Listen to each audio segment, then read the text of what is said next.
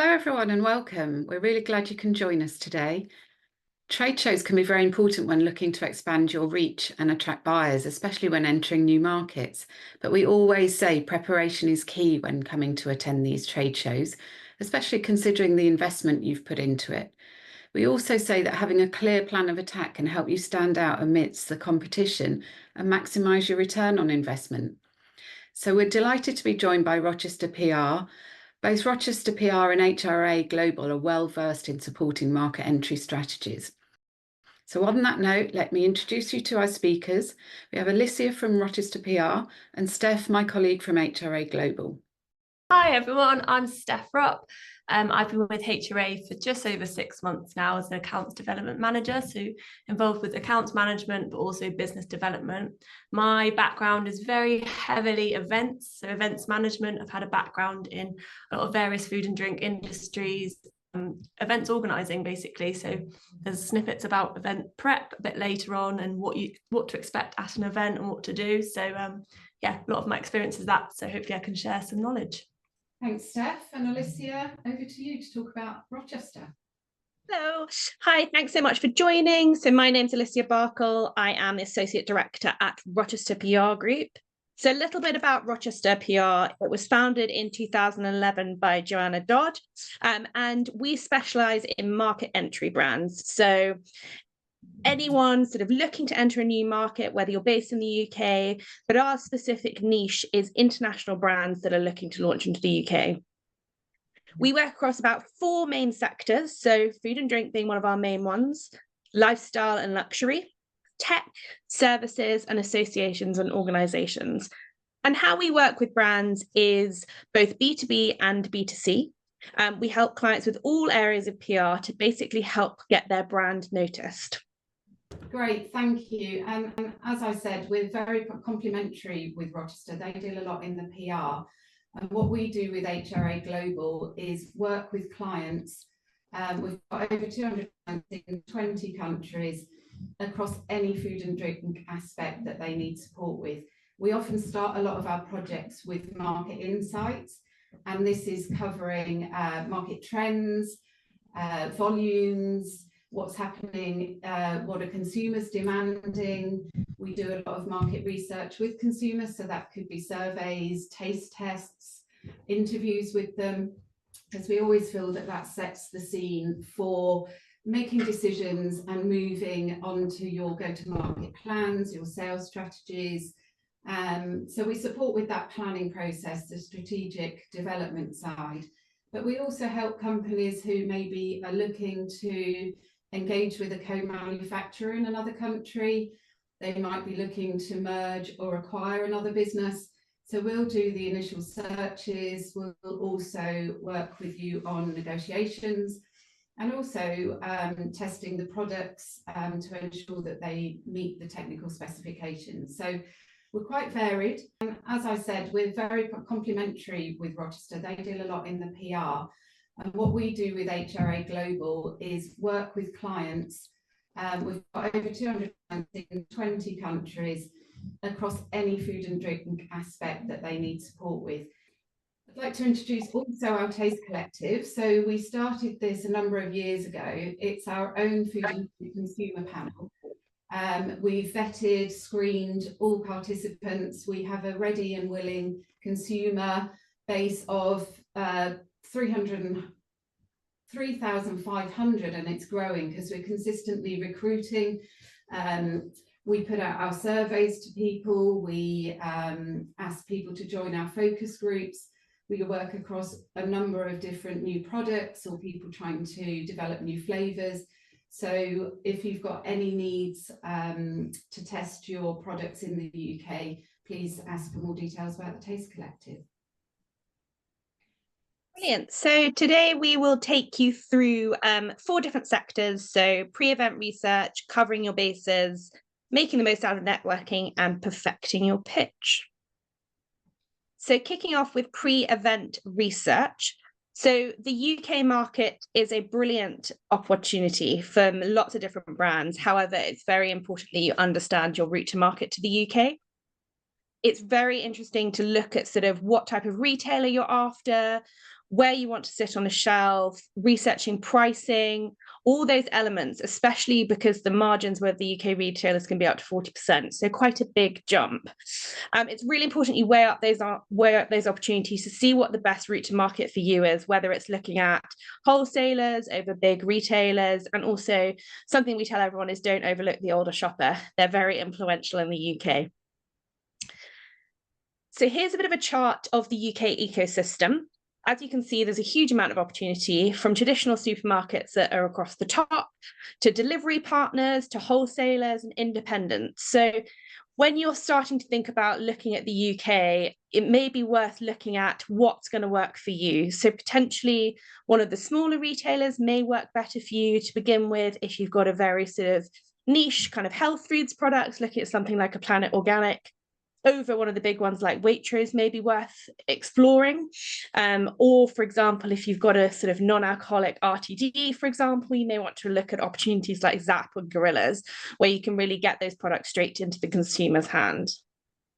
So on the next slide, we've got some insights that we'll share for you from founders. So some key points, obviously we'll share the deck with you so you can have a look at these after in more detail. But some of the key points to look at is that it takes time. So that's something that a lot of people don't account for and something that you need to allow for. Then to have a think about your marketing plan, why that may seem a little bit further ahead at the moment is because a lot of brands think we'll get into the retailers and then we'll plan our marketing activity. But actually you need to have a little think about that because the buyers are going to be quite interested to know what's happening there. And then also who you're looking to be targeted, and be honest. Have a plan, and also the benefits of the trade show.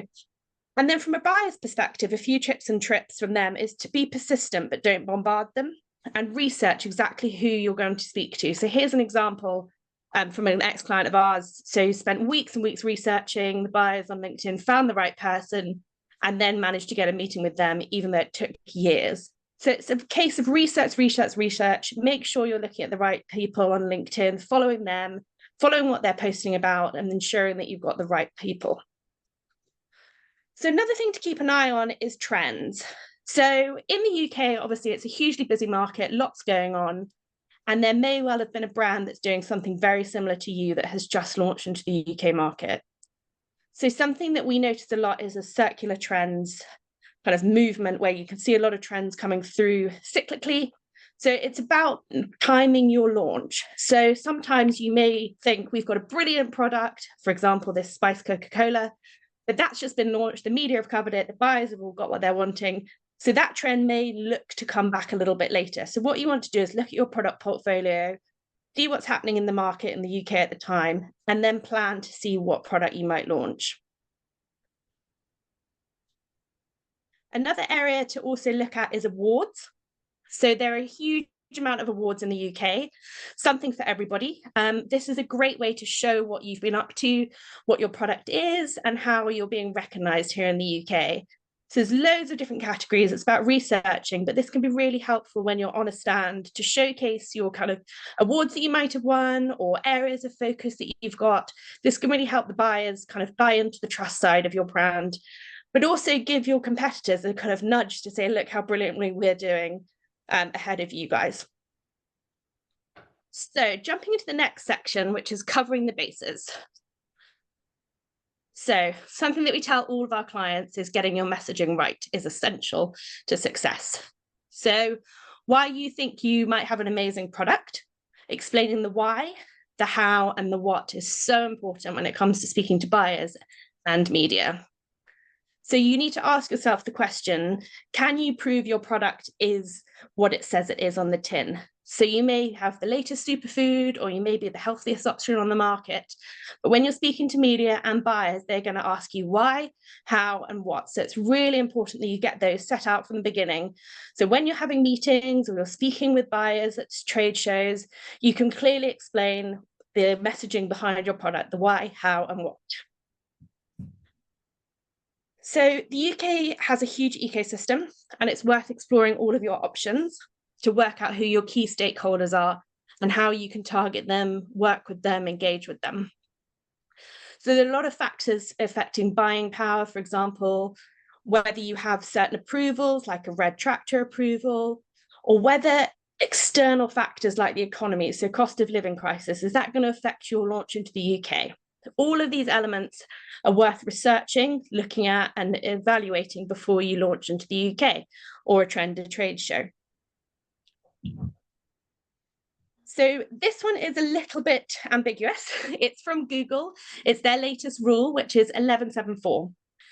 So to give you a bit more context, what Google is suggesting is that for a buyer or client consumer to interact with your brand, they need to see it 11 times through 7 hours of content across 4 different platforms.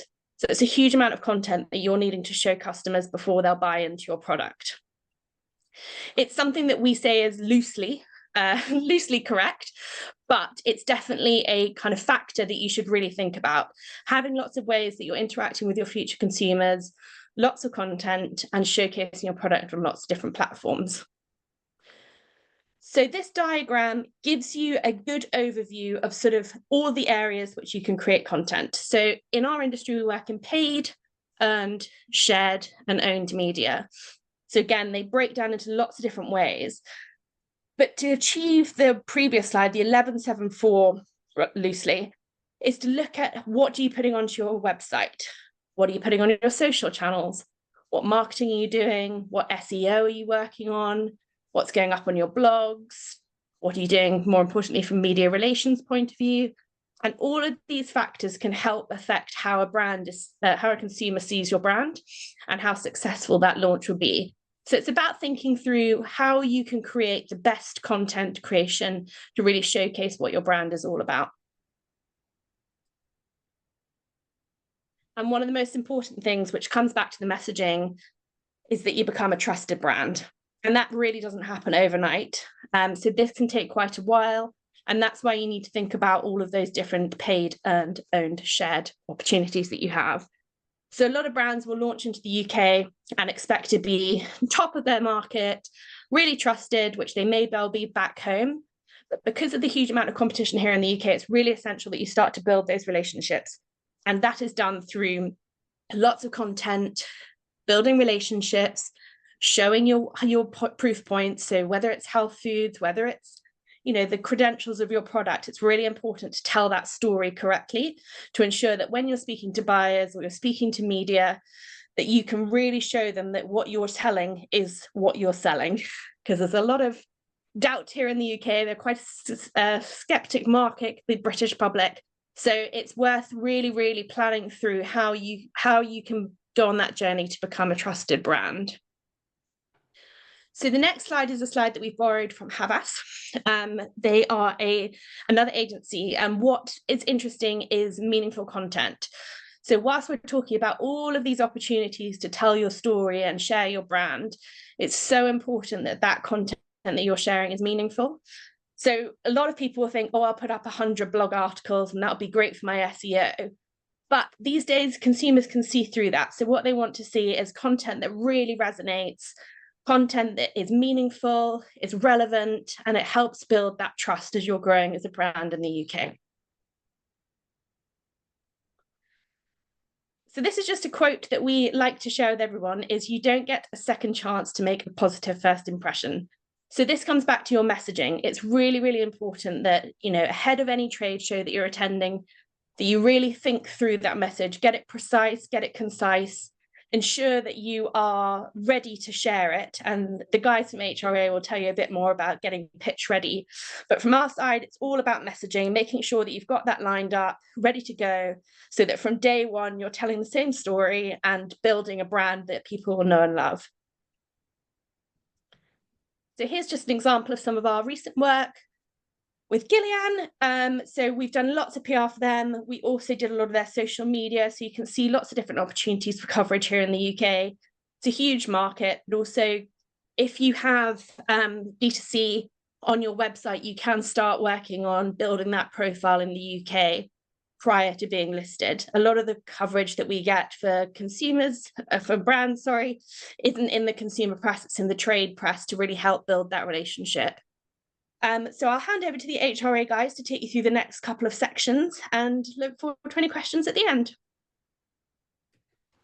Great. So I think this is my part now. So I'm going to be talking you through from my actual own experience of preparing for an event. So if you're going to a show, so many different shows out there to basically get your face recognized, talk about your brand, talk about what you're offering. And it's a great tool to network at those events. So this is everything I'm doing actually at the moment for preparing for an expo coming up. So this is actually helping me go through my day-to-day. So first of all, as it says here, it is the foundation for the networking, going to these events. So the main thing to take is preparation is key.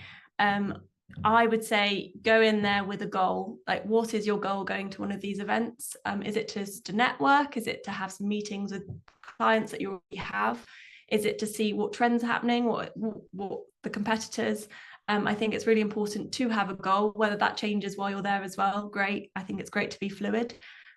So that would be one of the first points I'd say. The second is do your research. So going to one of these big events, I would say have a look at who's speaking there, who's on the stalls, and get a look at the numbers of where they are on the stands. So that's something I would do, and like people on the panel. So it's always good to sit in on people talking, because it's a good way of making those connections afterwards on various social platforms, which we'll talk about in a minute.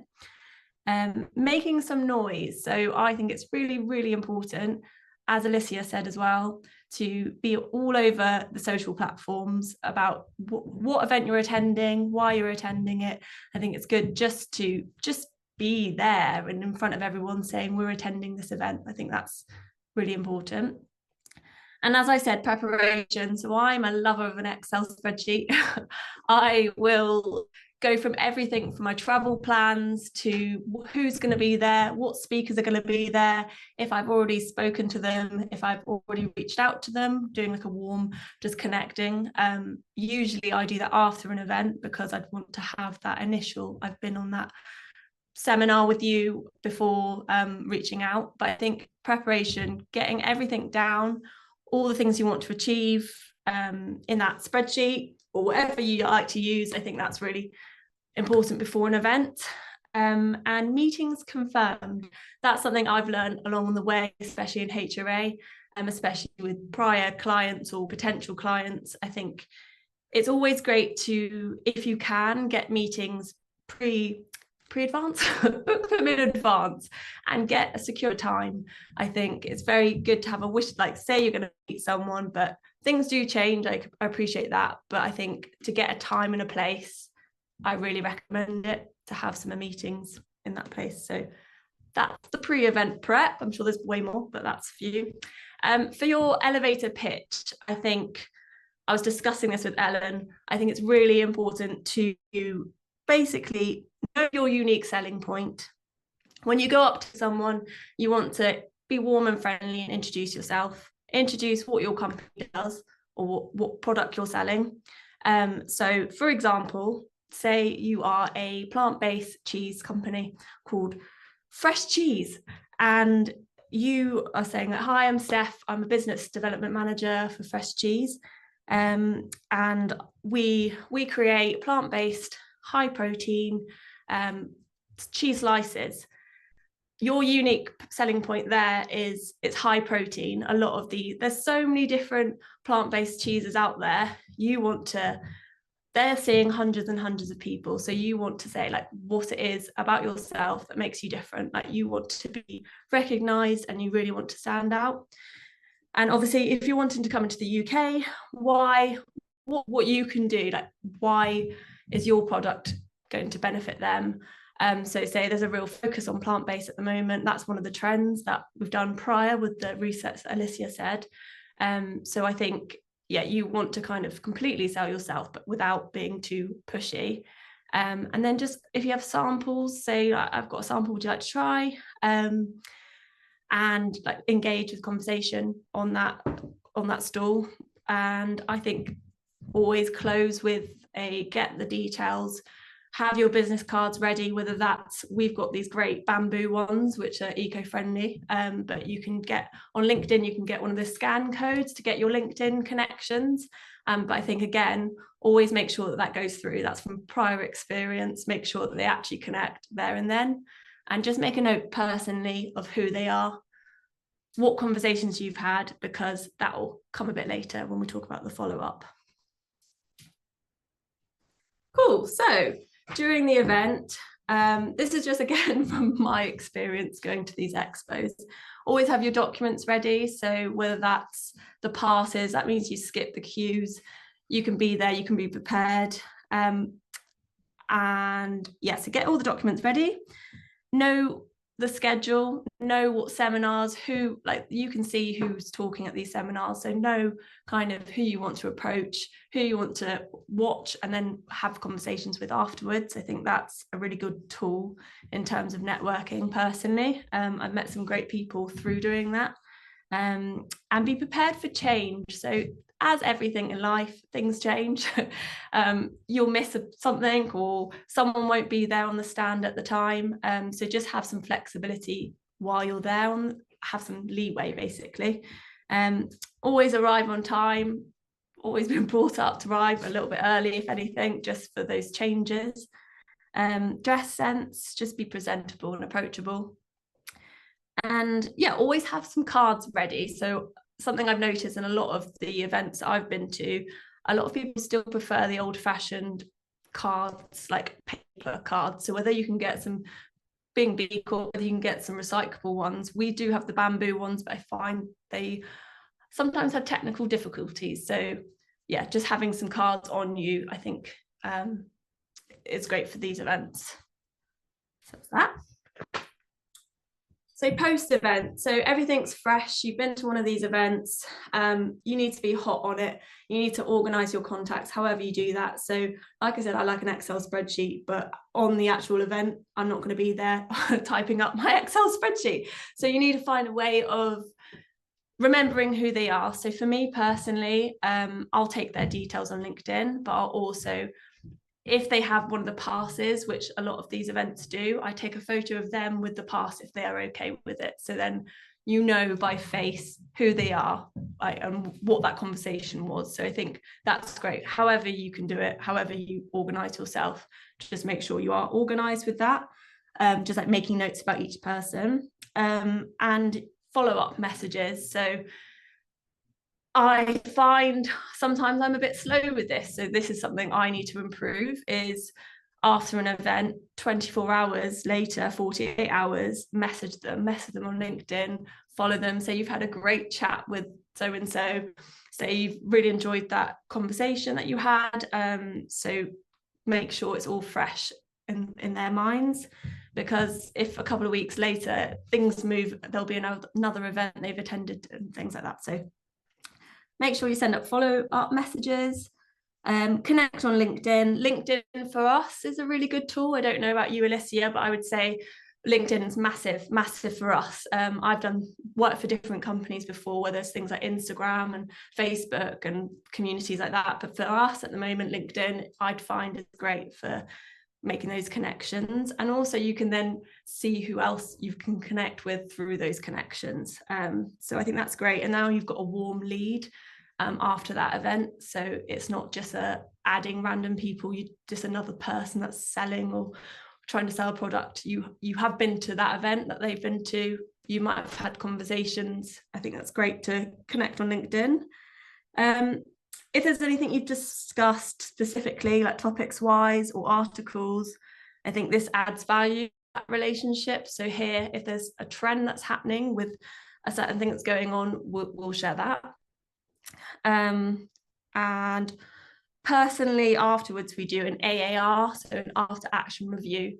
So we go through all the things that went well from that event, things that could be improved. And there's always things to be improved from the planning and during the event. So I think that's a really useful tool as well when going to an event. Updating your CRM. We're just in the process of getting a new shiny CRM system. So making sure everything's up to date, who they are, what conversations you had, giving a little follow-up, but like I said, don't be pushy. Nobody wants someone to be pushy with them. And then plan for some future interactions. So like I said, schedule some time in whatever system you use to make those contacts again and keep that conversation live, because you don't want to lose that connection. Great, thanks, Steph. As she said, Steph said that she's planning for an event soon, so this is all hot off the press. This is, yeah, from the horse's mouth. So yeah. She is actually going to do all of this next week for us. Yeah. So great. So you're obviously going to an event, various reasons you might be going, one to network, one to do some research, and probably one is to find buyers, get some listings, get your product over to the UK. Can't always be guaranteed at the event, but here I'm going to talk you through on some top tips on how to meet buyers, what to talk to buyers about. As we've said all along through this presentation, Alicia, Steph, preparation and research. That's the key to doing the best you can do here, maximising success. So I think one of the first things I would recommend is get to know your retail archetypes. I'm focusing a lot here on retail, but I know there's food service, there's wholesale, there's independents, but here we're really talking about the retail market. So ultimately, if you can, talking to the category manager is the top dog. Category manager is responsible for developing the overall strategy for that category. They're looking at what's happening in the market, what are consumers demanding, seasonality. They're looking at demand planning. To have that role, they need to have a lot of foresight, and they do work with a lot of insights. However, they haven't always got the insights at their fingertips. So if you can go to a category manager with as much information as possible about your category, about what competitors are doing, they will take kindly to that and appreciate the work that's gone into it. You might also meet a technical manager, or they might be one of your target groups. The technical manager really takes ownership of the technical documents required for suppliers. That's the technical spec sheets, the auditing documents, any legal or technical compliance that needs to be had. So if you're a relatively new product or a new category, it potentially is a technical manager that you need to approach to just check through that your product meets their standards. You've then got the buyer, and we do talk a lot about buyer, but that's sort of, we throw buyer in as a general term for the people that you might be meeting. But in this case, the buyer sits under the category manager, and the buyer will be focused on an individual set of products. So the category manager said, right, this is what I want in my category. This is happening in the marketplace. I want you to go and buy X, Y, Z. So they are responsible for buying a certain amount of volumes. They don't decide how much to buy for the suppliers, but they do develop you can develop good working relationships with those buyers. So they are a prime target that they can then influence the category manager. And then you've got the merchandiser. The merchandiser works alongside the buyers and holds the department's purse strings. So they're another key player, maybe not the ultimate, but they are a key player. And they're responsible for ensuring that the right number of products sit on the shelves. So as you can see, there's quite a complex range of people, but again, do your research, try and target as many people as possible, get the word out, talk to as many people as you can about your brand and your product. So what goes on in a buyer's mind? What motivates them? So there's a lot of different motivational aspects to a buyer, but basically they just want to increase the category's basket share. So they want more products on their shelves that sell. So that's all they're interested in. That's how they get their kudos. They can then generate significant project margins. They might even get promoted. So their choice in the products that go on shelves is very important. And the success or failure of those products is down to them. They're looking out for new and exciting products. They're looking for new trends. They're looking for insights that can back up the reason to list those products. If a trend is on growing, then they're more likely to take it. If it's declining, then you might not be successful. So it's important to see what competitors are doing, what's happening in the aisles, what's going on the shelves. Have a look around when you're in the UK, just get a feel of the retail market. And also sustainability is key. They really are looking at sustainable products. They're the retailers, they need to be seen to be doing the right thing. So solve their pains, wants and needs. So you've got into their minds, you've found out who they are, you're lucky enough to meet them. They might be at the event, they might be as a result of you mining their contact details, sending an email, but whichever way you contact them, if you are lucky enough to get a meeting, plan, research. So they are going to want to know the facts. Any market data that you can provide them that gives them current information on volumes, on competitors, reasons why you should be replacing a competitor. Your product has more benefits, it covers more need state occasions, it targets more demographics. They want to hear that. So what's going on in the marketplace? If you have any consumer feedback, share that.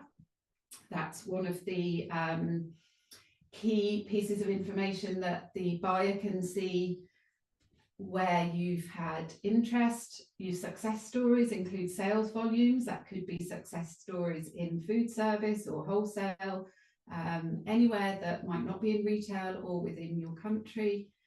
Obviously, sustainable practices are important.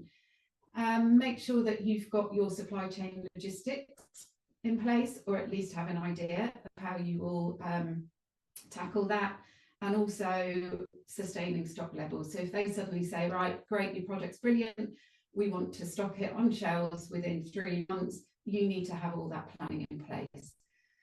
So in terms of the financials, they also want to get an idea of your cost price, any budgets you have to support promotional activity in store or online or media, and then what's the potential size of prize for the retailer, what's the commercial opportunity for them.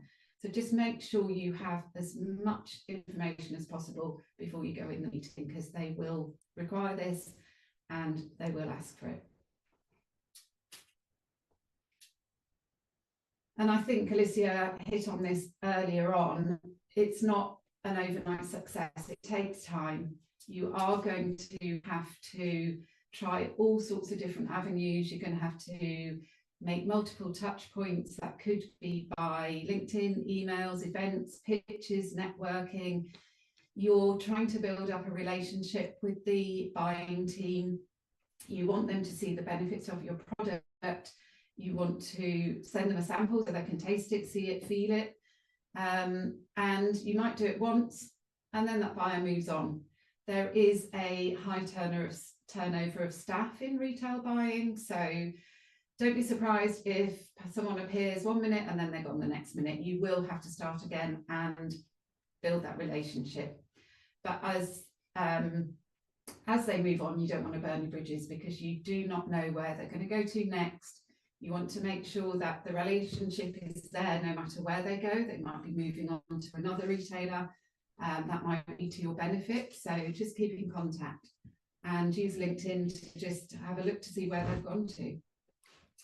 It's very important to know their job titles. A category manager does not want to be called a buyer. So just make sure that you know their titles if they've moved on. Again, just update yourself on what they are now. Retailers do have buying windows, so they have range reviews throughout the year. So just try and find out when they are. They could be autumn, spring, which a lot of them do, but then sometimes they do have other opportunities open up. And don't forget that it's not just about researching, finding out about buyers. Use these events to meet other people in your sector. just find out how they did it, what were their success stories. They're the people that have been there, done it, so they'll be able to give you hints, tips, and some ideas. So you can learn a lot from other people trying to do the same thing. Thank you. Any questions from anybody? If you have any, please do pop them in the chat. I think we have a couple who've submitted beforehand to HRA, guys, if you want to run through those whilst we see if any participants would like to add any questions. Yeah, so we did get asked how to find, where are the best places to find all this research? Lucia, do you want to say where you Yeah, of course. So there's lots of different kind of methods. So what we always say is, obviously, LinkedIn, as we've been harping on about throughout the whole thing, LinkedIn is so important. It's a great way to find people. The other place to sort of look for researching trends, things like that, is to sign up to newsletters for associations. So there are a lot of associations that will charge you, but you can sign up for a lot of their newsletters, follow them on LinkedIn, follow them on social media. Also, reading the trade press that's relevant to your market would be really, really useful to do. So again, a lot of it's online. You don't need to pay huge amounts of subscriptions for these publications. Some of them you do, like The Grocer, you can read a certain amount every month, but it's really, really worth keeping an eye on LinkedIn, keeping an eye on X, keeping an eye on their Instagrams, and just reading, following key players. The other thing we would say is always follow your competitors. Keep an eye on them, see what they're up to, see what they're reading, see what they're writing about, seeing where they're getting coverage. It's just a really useful way to see what's happening in your specific area of the industry. Lots of places you can find really interesting information. And I'll add to that, I think in terms of statistics, there's various sites. You can subscribe to it, you can buy data. So you've got Euromonitor, you've got Mintel, you've got Statista.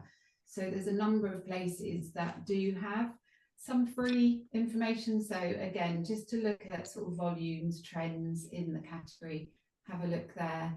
And also there's your own research you can do when you're over here. Like I said earlier, go to the stores, look around, see what's new, see what people are putting on labels, see where they're positioned.